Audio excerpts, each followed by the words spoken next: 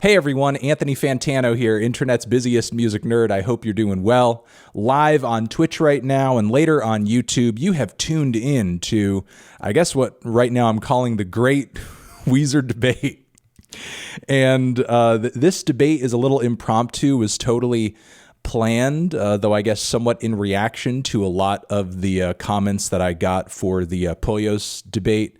A lot of people were saying, hey, we want more debates, we want more discussions, we want more backs and forths. And yes, I was wanting to do that. I was planning on that. I thought it was a great idea, and I want to, give you guys the content that you're interested in. But this specific idea for a debate actually came by way of my guest here, who will introduce himself right now. Hello. I am the Weezer guy. I'm Billy Cobb. You have a name, Billy Cobb. Yes. Yeah, that is Billy Cobb, aka the guy who made Zerwi. You might have heard of it. There are people in chat shouting it out. Yeah, here's the record. I got it pressed recently, so that's pretty awesome. It's like in 6 different colors. But are there copies available? Oh yeah, it's on Needle Juice Records. Yeah, I mean, I wasn't I wasn't familiar with you at the time that I first heard about that project kind of making the rounds on Rate Your Music, and it was kind of there was quite a commotion over it there. Yeah, good and bad, but basically it was just like I made it at the time where at that point the last 2 records that were released by Weezer were the Black Album and Pacific Daydream, and I was just like, well, I don't want to listen to this crap, and I missed the White Album, so I decided to make my own Weezer album with songs that sounded like Weezer, at least the Weezer that I want to listen to. And then it kind of blew up outside of even outside of Weezer fandom. It kind of got its own little following, and it's my largest project to date. But yeah, I still like it. It was a lot of fun to make, and yeah, it's very Weezery. At least I tried to make it Weezery. But that's basically what I'm mostly known for. But I also have some hot takes out there on the internet that have made rounds on Weezer. Yeah, stuff. no, that's definitely a claim to fame. Go into maybe just a little bit more to let the audience know, like what exactly makes you, the formidable foe in this debate as kind of like, the Weezer authority. So, well, I mean, that has a lot to do with it. The album has kind of propelled me to Weezer fame. But I mean, I've made countless hot Weezer takes. Like, I'm a big Hurley fan. That's people usually hate Hurley. That's one that I disagree with people out. But I have certain videos about other Weezer memes talking about how maybe Pinkerton could be considered better than Blue, which I know we'll get into, but that'll be our first. That'll be the real big point of discussion. I also made melodica covers of Blue and Pinkerton, which is just all the guitars and vocals are entirely made by melodica. So those were also 2 big Weezer projects. I made a bunch of big Weezer projects. So I'm a big Weezer community guy. I've talked to Pat Wilson, their drummer, a couple times. Even we've got in touch. But yeah, and I know the band has heard Zerwi as well. I think Rivers was kind of, I don't know what he thinks about it. I think their bassist liked it. Pat didn't like it actually, but he likes my other music though, so it's all good. All right. Well, listen. I obviously have been listening to Weezer and have been familiar with their music since I was a kid. But I don't claim to, really know the ins and outs of those records to the degree that you clearly have displayed that you do, just by those, musical covers and being able to, sort of capture the aesthetic in the way that you did on the Zerwi record. But regardless, you reached out to me over email. You liked the Poyos debate.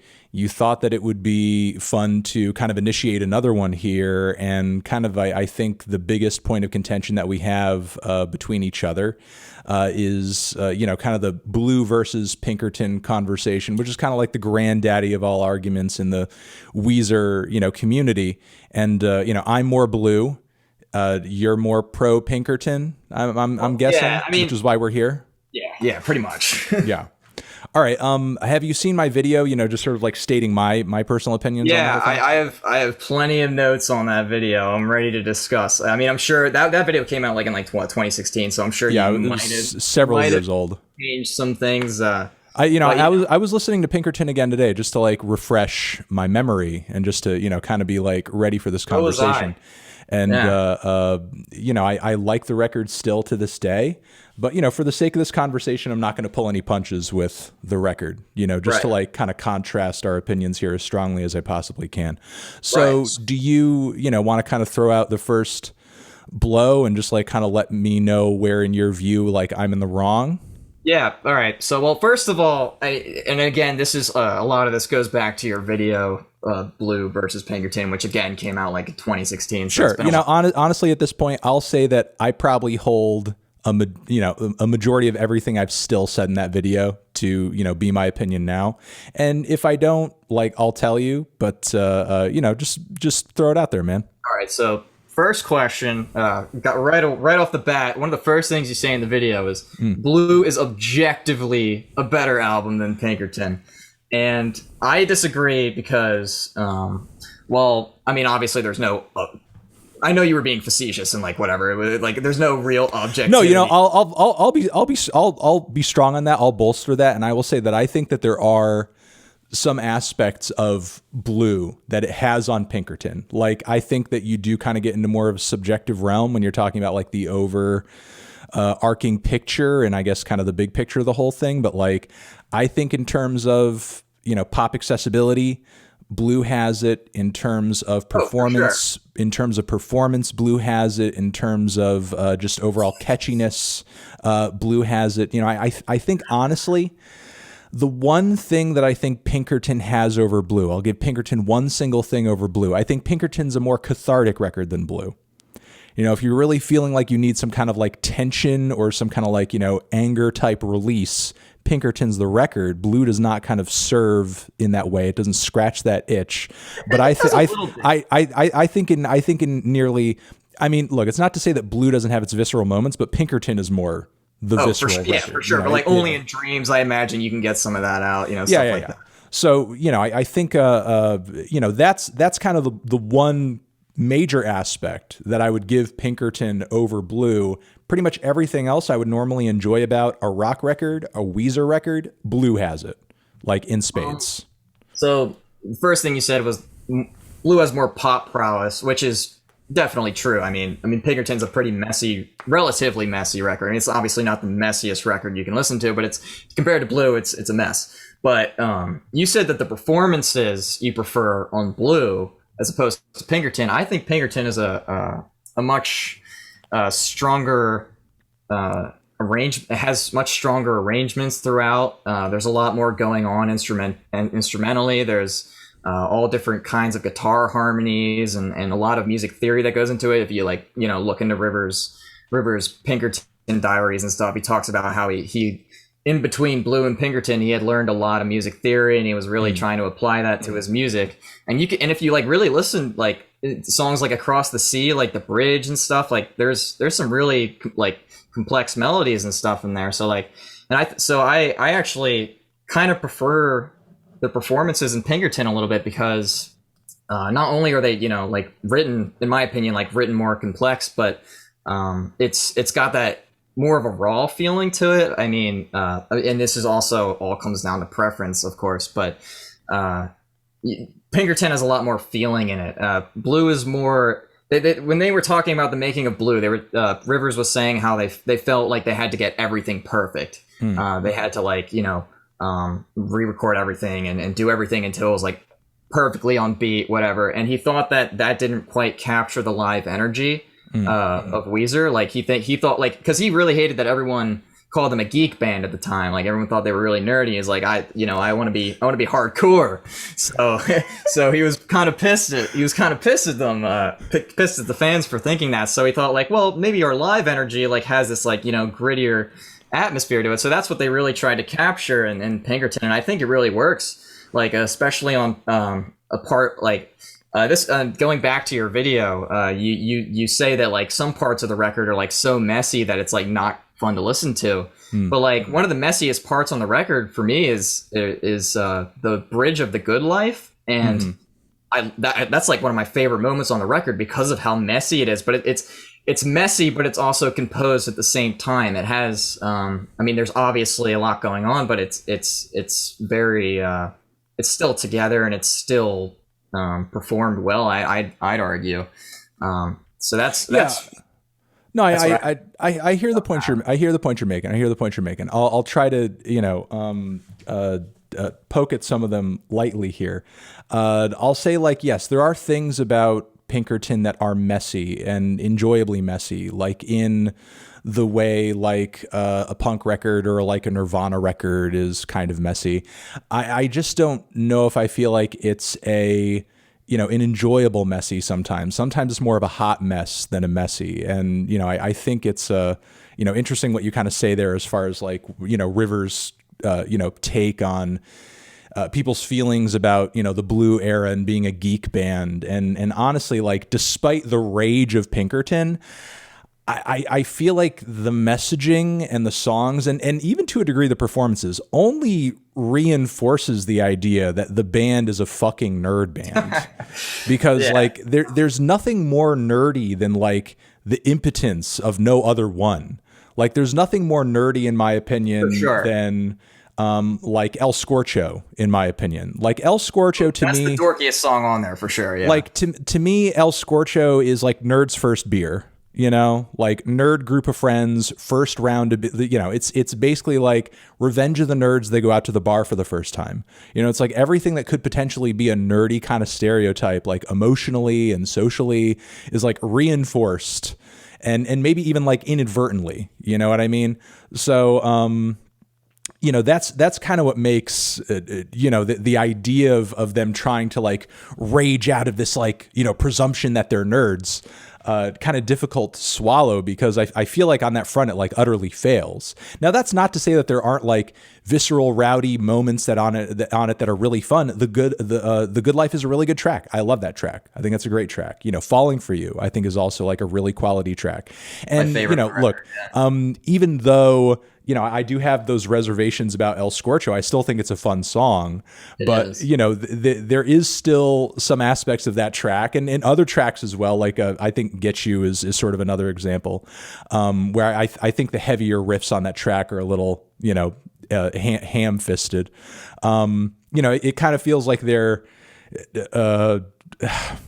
again in the same way that like I imagine like, the Big Bang Theory cast, like, getting kind of, tanked on a case of Blue Moon and just hanging out in the apartment and just like moshing around with like ties on their heads and like, yeah, we're partying now. It's like, it's a rage, but it sort of feels like in a way it's like an impotent rage. So, and look, I try to take that in stride and I try to take that in context because it was the 90s, it was their second record, and I try to sort of like understand it and, enjoy it for the context that it's in.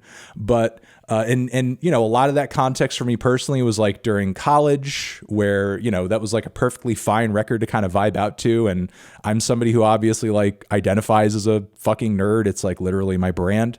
So it's like I know and I understand kind of the vibe and the group and the headspace that this energy kind of works in, but it's like it hasn't aged the best, I guess is what I'm saying. All right. Well, I wasn't trying to argue that they didn't sound geeky. I totally agree. It's a very geeky record.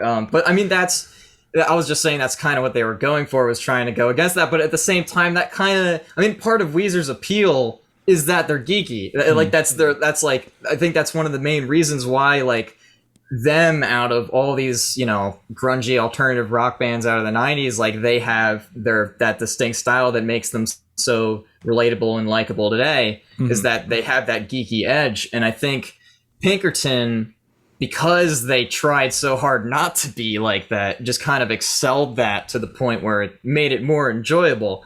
It's like, but it's kind of has that like, but at the same time, while it is geeky, it is still very sincere and revealing. You can still hear the deep feelings in it, and you can still you still get the sense that Rivers is completely opening up, and it's an open door, and and I feel like that's a nice juxtaposition between the geeky and the serious. While Blue Album, I mean, it's hard for me to like knock on the Blue Album compared to Pinkerton, because like that's another album that I adore, and I think they're like kind of neck and neck. I often change my mind in which one I like better, even, but Blue Album, it's a little more straightforward.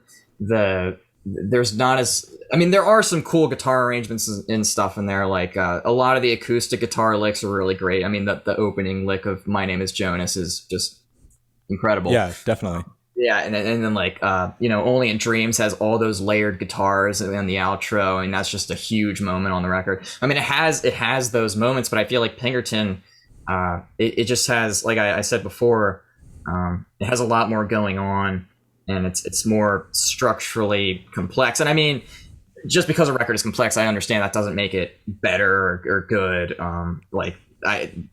Blue Album is a much better pop album for sure. No, I agree with what you're saying, that in kind of the chaos, there are some interesting melodic ideas laced through some of the tracks on Pinkerton for sure. And I think part of the reason that is while the record in some respects is more chaotic, that super heavy droney trademark guitar tone that we sort of know Weezer for, that they forged on that debut record, is kind of like hitting you in almost every direction on that LP. It's one of my favorite guitar tones ever. And it's a great guitar tone, but it doesn't leave a lot of room for a whole lot else, and on Pinkerton, they definitely opened the space up a little bit, and they took advantage of that space. And I sort of get wanting to play a little more wildly, because that guitar tone is so heavy. It's like driving the Titanic. You can't like play too wildly with it. I see this record almost as like, Weezer's like Bleach in a way, and that's not to, shit on this record, and that's not to shit on, Nirvana's Bleach. It's a great record. But it's just like really raw. It's really chaotic.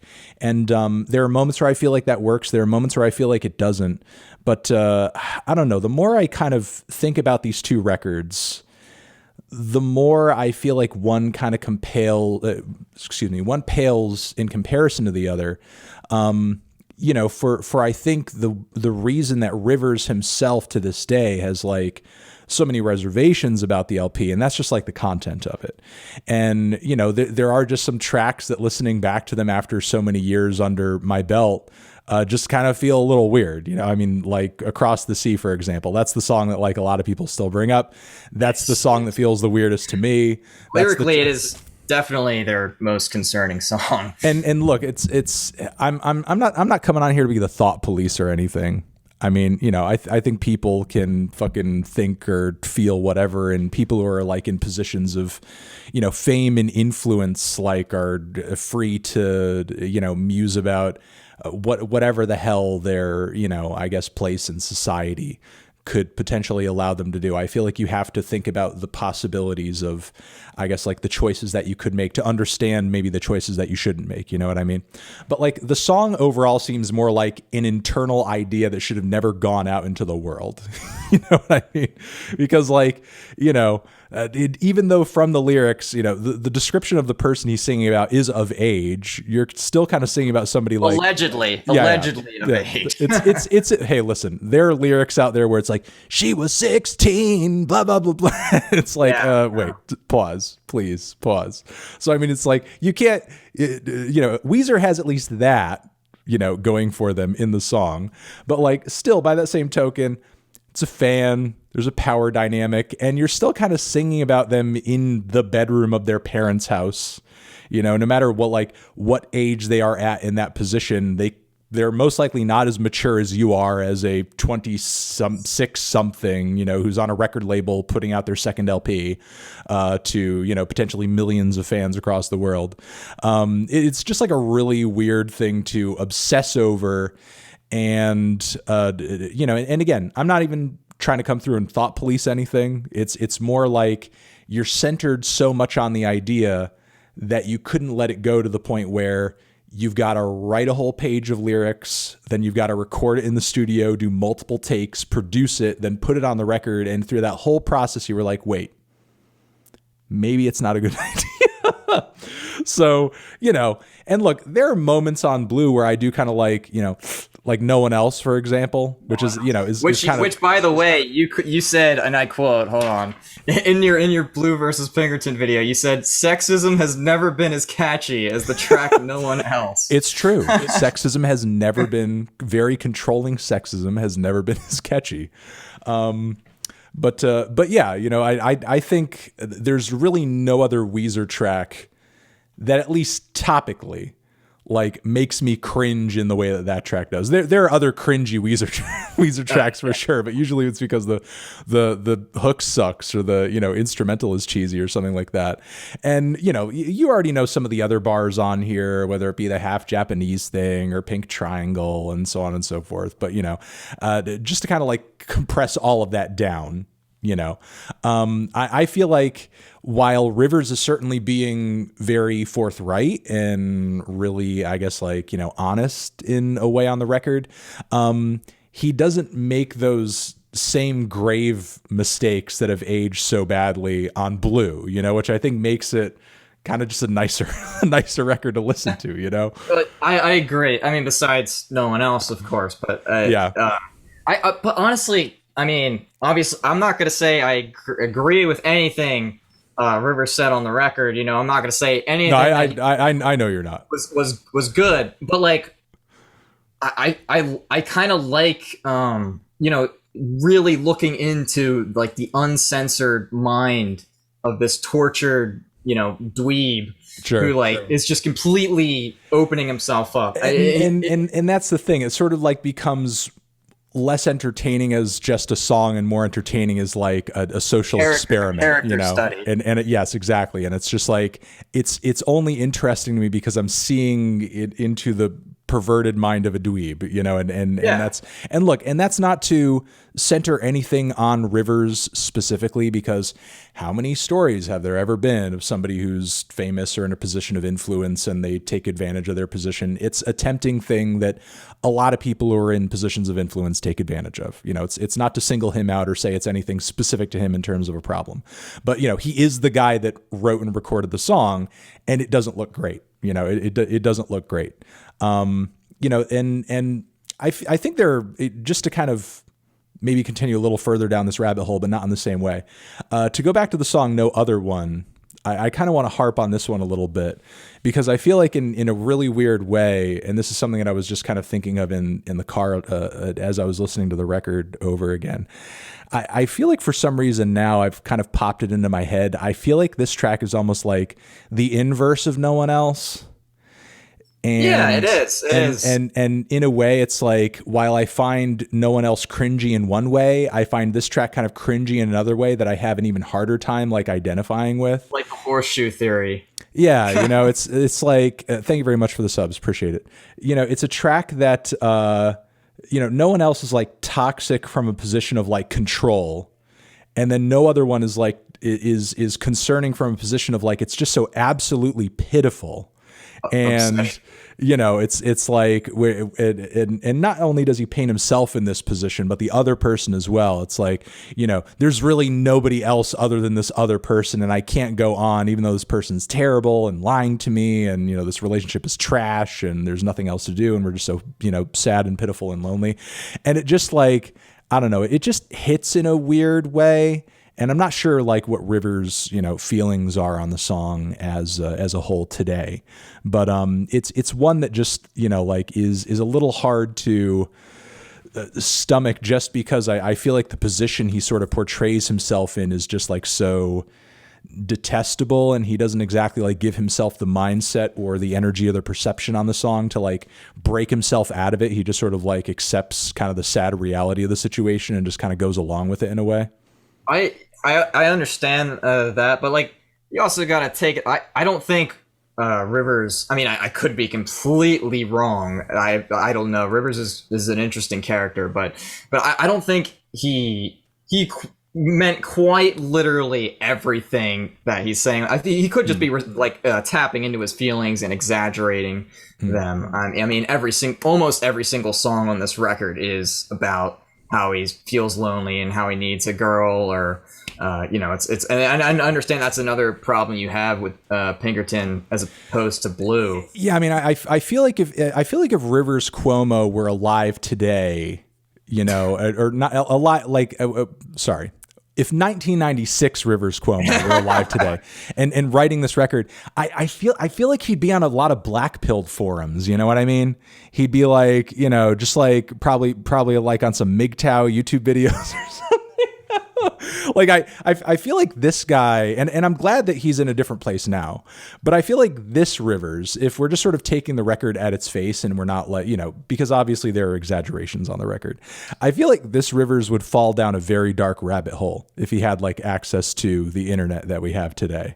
I mean, believe it or not, this Rivers is actually not so different from like the Green era, Maladroit era Rivers. Like if you look at some of the stuff that Rivers posted on the internet, they would get canceled. Weezer would, like, if people actually cared about Weezer, they'd be canceled if people actually like looked into some of the stuff they did in the early 2000s or said. But so like if you really want to know what Pinkerton era Rivers would be like on the internet, that's where you should look.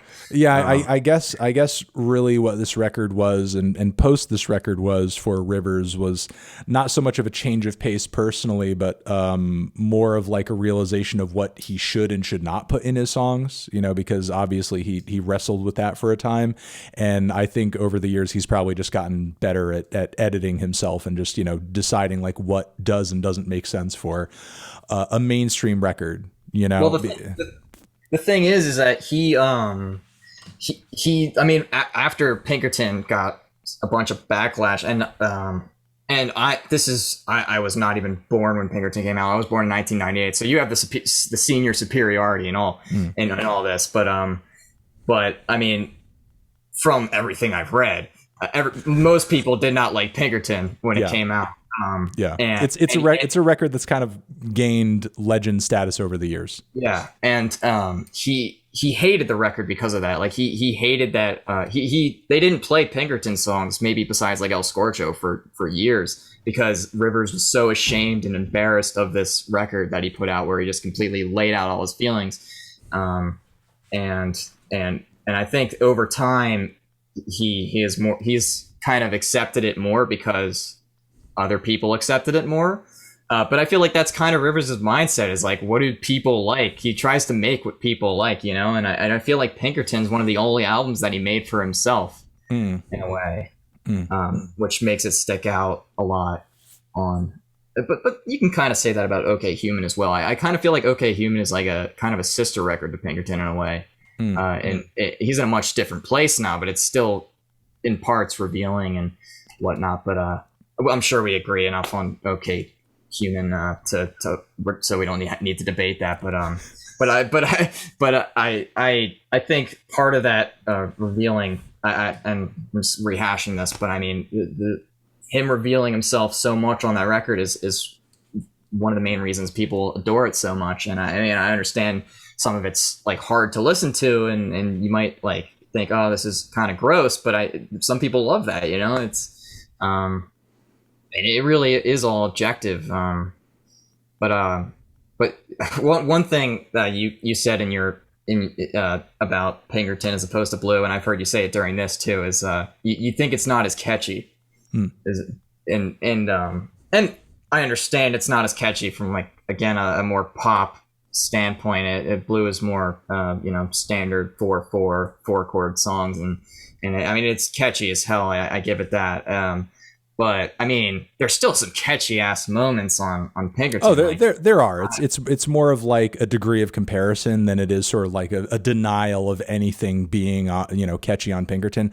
Like honestly, if nothing on just to kind of go back to the topics of the record and the themes of the record, if nothing on Pinkerton was catchy, I would absolutely like probably hold no heart for the record whatsoever. You know what I mean?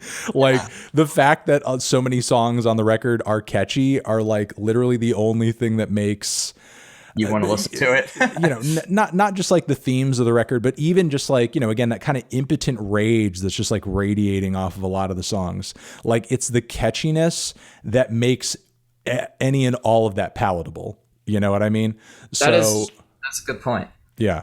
So, it is a catchy record. And look, even Weezer's records, I still put Pinkerton over Weezer's records that maybe thematically I would find more agreeable, but instrumentally are maybe blander, or are instrumentally just not as adventurous or don't have as much character as Pinkerton does.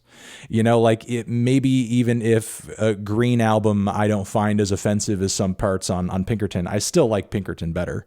It's still a more interesting record to listen to than Green album is. And honestly, like I still, after all these years, I think personally, like my first big Weezer disappointment, just as like, somebody who, has been like aware of their music for as long as I have, was probably Hash Pipe. I just think Hash Pipe is such a dumbass song. Like that was the first like Weezer single that I had heard, and I was just like, this song is stupid as fuck. Ironically, though, Hash Pipe and Island in the Sun are like the only two songs on that record that really provide any kind of diversity. Sure. Even though Hash Pipe is a dumb song, Yeah. But I digress. All right. So I don't know if there's anything else that you want to throw into this convo, you can, or we can move on to another topic, because I know that you said there were other points of conversation as far as Weezer goes that you wanted to get into. Yeah, for sure. But real quick, well, this is a kind of a good transitioning point a little bit. But sure. So you said like there's some, you'd put Pinkerton over some other records that you might like agree with more or whatever, like whatever. But so you speak very highly of the White Album. Yeah. I personally, okay, so here's my stance on the White Album. I think Blue and Pinkerton are their best two records, but White is actually my personal favorite. Okay.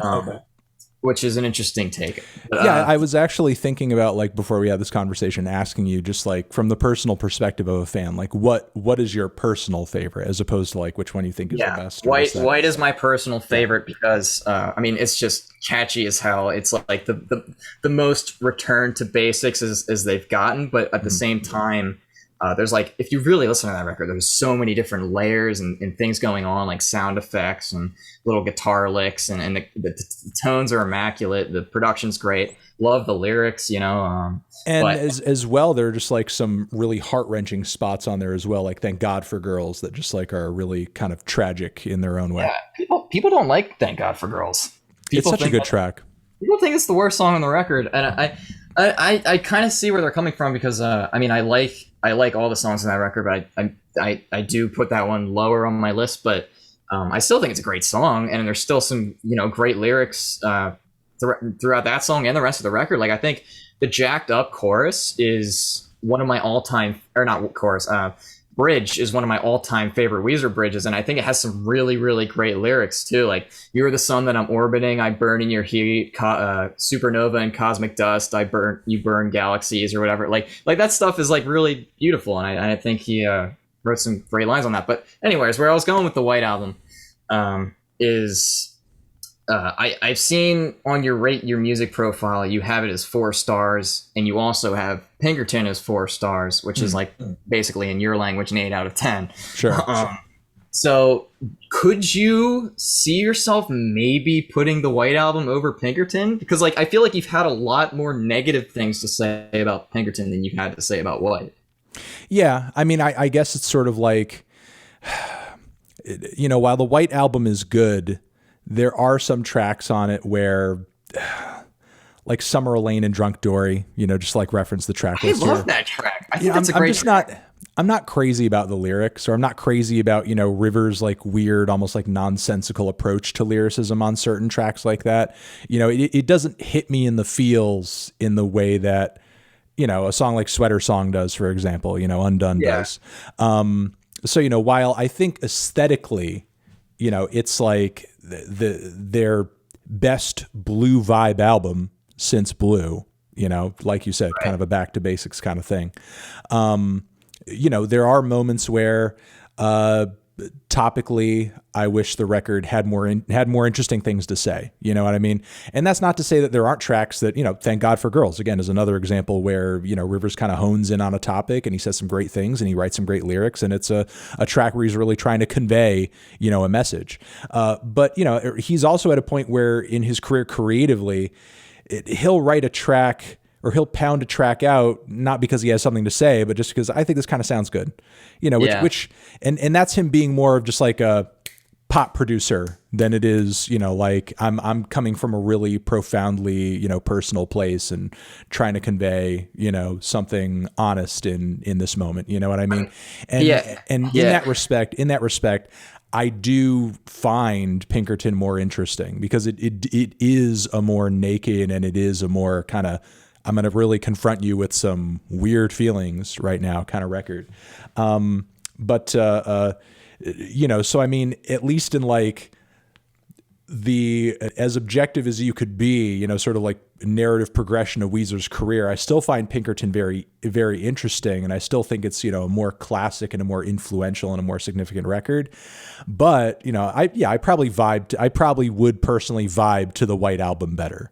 You know, just like you were just saying, it's not really so much for me, I guess, an argument of which one's more objectively better. But, you know, just speaking from like personal taste and preference, I'd probably have an easier time. Like if I was, you know, like if I was around my significant other or my friends or my family, I'd probably put on the White Album. If I was just listening, you don't want to play Pinkerton in front of your significant other. if I was just listening by my, and you know, and listen, my significant other has heard her fair share of Weezer too, and is, you know, familiar with that record too. But if I just wanted to Across the Sea at a party, but if I wanted to listen to something just by myself, and you know, wanted a more moody, angsty kind of mood, you know, I'd put on Pinkerton. But you know, White Record is more of a vibe, even with you know, some of its sadder parts on there. It is, for sure. And although I agree that Pinkerton is lyrically more sensitive, or whatever that word is,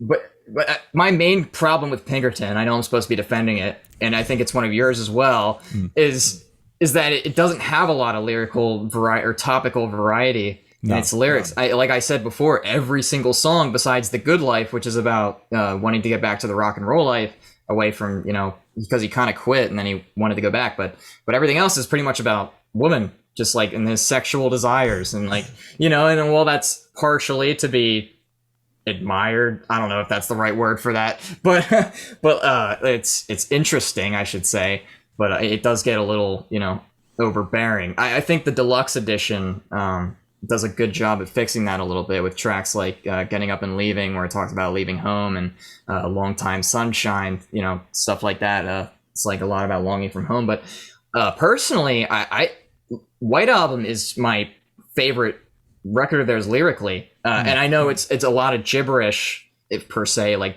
you know, here and there. It's, you know, it's not something that's you know, it's not a prime problem with the record. You know, like there's still a song like California Kids, which is actually my favorite Weezer song.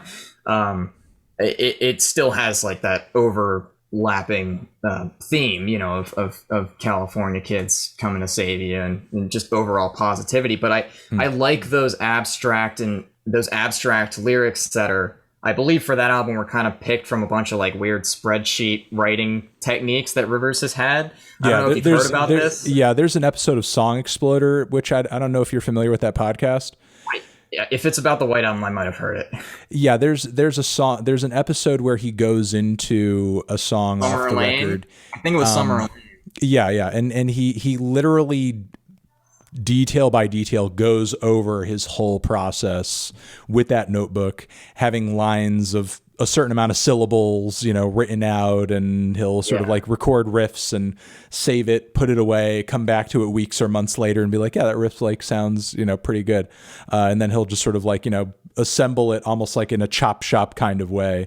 And, you know, sometimes in those moments arriving to meaning, and sometimes in those moments, not necessarily arriving to, sort of any meaning. And, and that's not to say that it's all completely random, because he describes some of these lines being in reference to like a moment, or, like something somebody said to him, or something he overheard, or something he kind of experienced. So in a way it becomes almost like, at least for him personally, because nobody else is in on the joke other than him, but it becomes almost like a collage of just like, here's a bunch of like things as a writer. I'm just like kind of stimuli I'm taking in and are hitting me, and I'm just like kind of assembling it in this sort of, pop rock structure, I guess.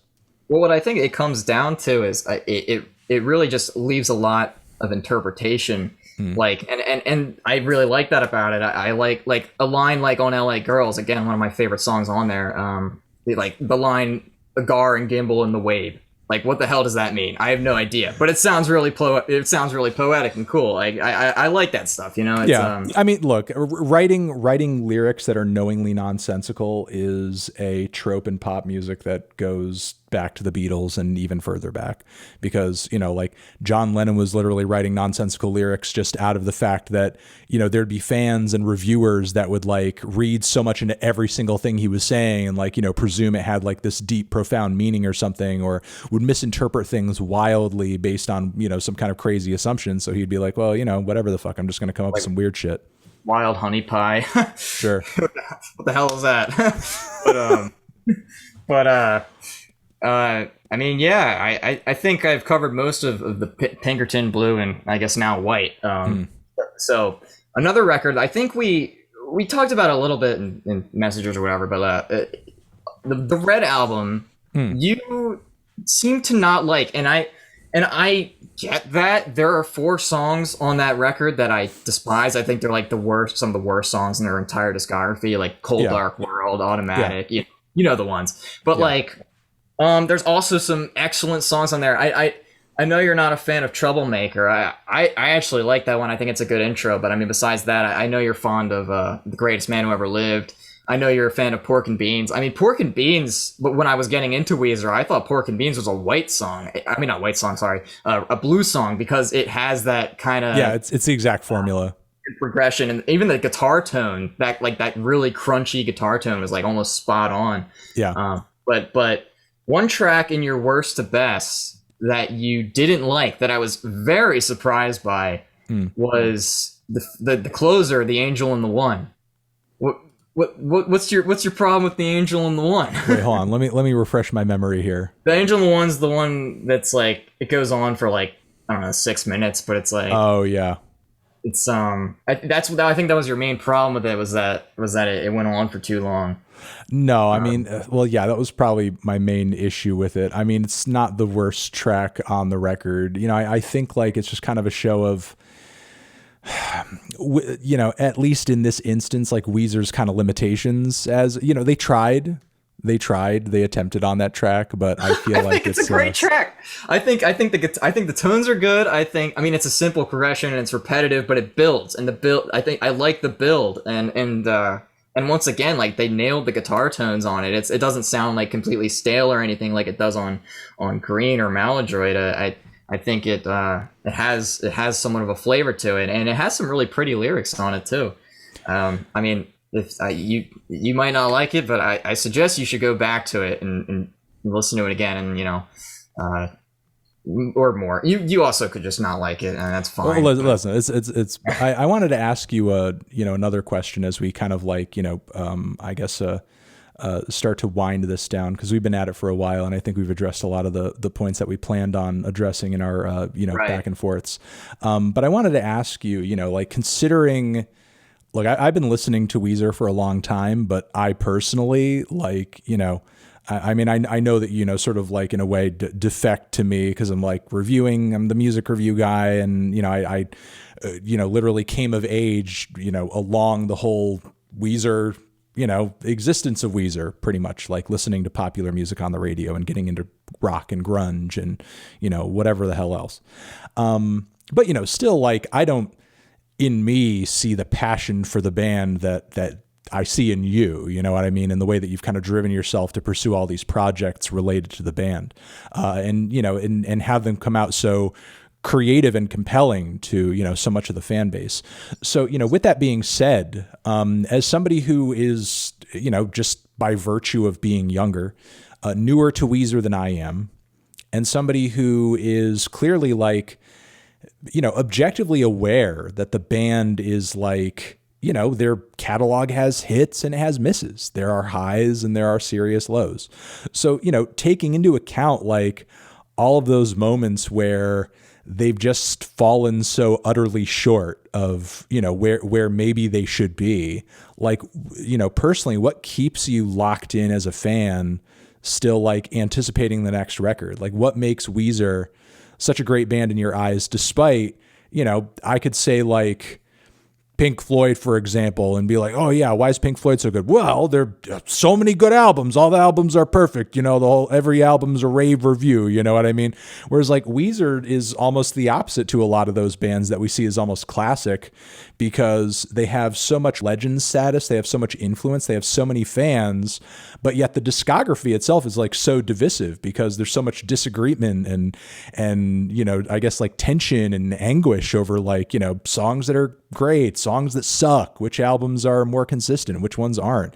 And, even though the band is not nailing it maybe as consistently as some other groups are, they still hold a lot of water. And, and that's because of people like you, so, I mean, I guess for you personally, like what keeps you locked in, even if there is a great chance that the next record is going to suck ass? Well, that's the thing. I'll start by saying Weezer is like the Sonic the Hedgehog of the music industry. That's a great analogy, because honestly, it doesn't really matter how much any game or piece of the Sonic franchise from here on out sucks ass. Sonic is always going to have that position, going to have that status as being like, that legendary character that came along during a time that was really significant and made a huge impact, made a necessary impact. And some of it's trash, like Sonic 06, and then there's like, the early stuff, which is great, but then they have, the Renaissance stuff. Like a lot of people make that comparison, but like that's really what it is that some of it's great and some of it sucks. And for me personally, it all comes back to the White Album. Mm-hmm. And I guess kind of everything will be all right in the end as well, but especially the White Album, because the White Album was like really what got me into them. Because like at first I only listened to Blue and Pinkerton, and I was kind of afraid to listen to everything else because I heard horror stories. Mm-hmm. But like I actually saw your review of White, and it was like, it's still my favorite review of yours to this day, and it really got me into the album. Felt like gave me and that was like when it was like still new, and I was like, well, maybe I'll give it a shot, and I did.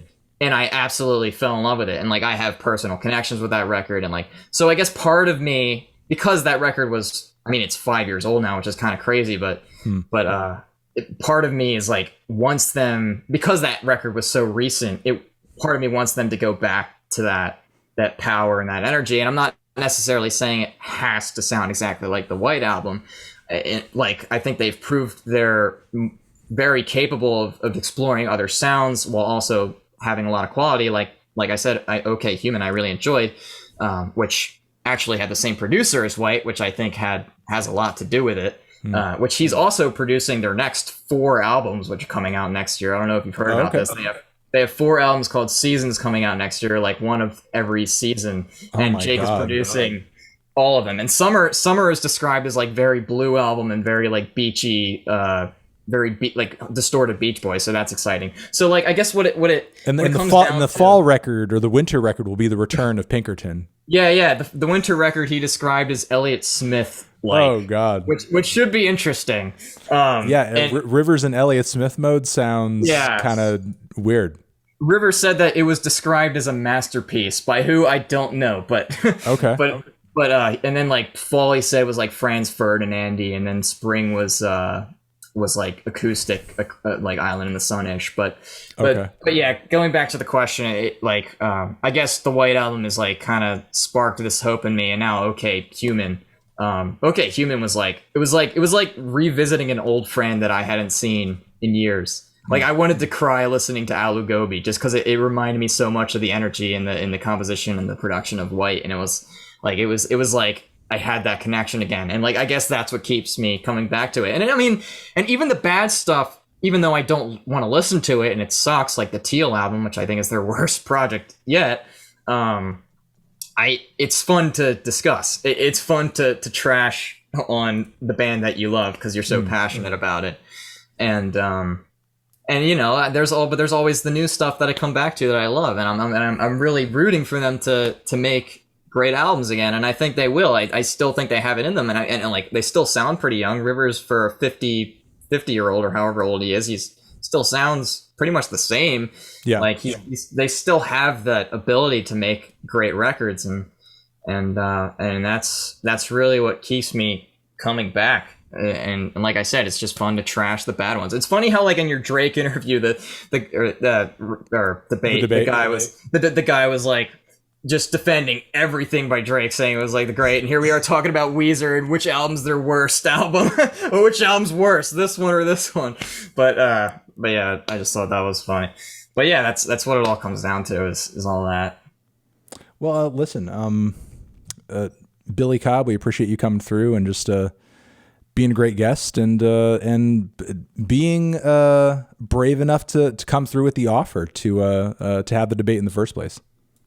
Yeah, I mean, I'm in it for the fun, and this was fun. So yeah, I'm glad, because like I've obviously been watching you for years and seeing you throw your trash Weezer opinions out there, and I had to say something about it. I appreciate you coming to correct him. I appreciate you coming to correct him. Yeah, no, we agree on a lot of things, so it's as far as Weezer goes. So I appreciate you coming to correct it, and you know, I think you saw you had as I said before the conversation, you had a top comment on the Poyos review and everything, and I think you probably saw that, and you were like, well, the bar's so fucking low.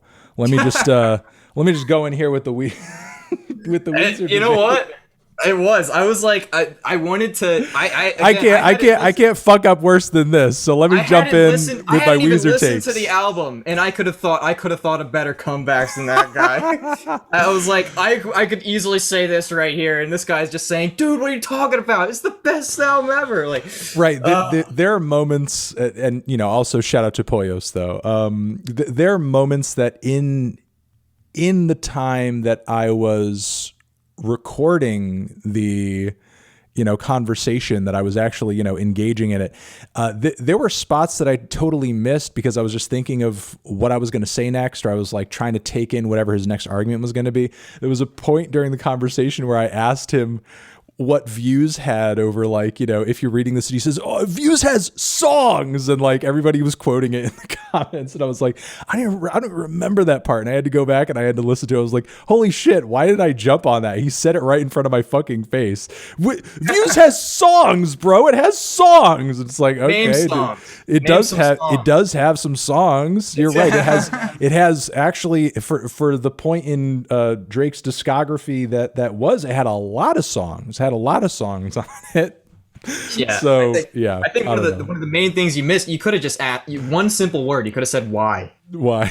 Why do you feel that way? Right. The thing is, like, I didn't really ask him too many questions during the whole thing, mostly because, like, I knew I was going on his stream and it was sort of his territory, and I've seen his streams before where he's trashed by reviews, so it's like I kind of knew it already, like what the tone of the whole thing was going to be, you know what I mean? So I didn't want to come in like pressing him to kind of prove his love of this record or that record or whatever record. I just wanted to come in and be chill and just like, really answer whatever question that he had, because he seemed to feel like I was just hating on Drake to troll, and look, I really legit feel the way that I do about the songs, and it just is what it is. So regardless, I'm very happy that you came on, and I'm happy that you reached out, and appreciate you a lot, Billy. Thank you for coming through. No problem. It was a lot of fun. If you ever need someone to talk to Weezer about, I'm always there. Next Weezer review, I might take a vacation. I'll hire you to come in and just do it for me. You know what? Let's do it.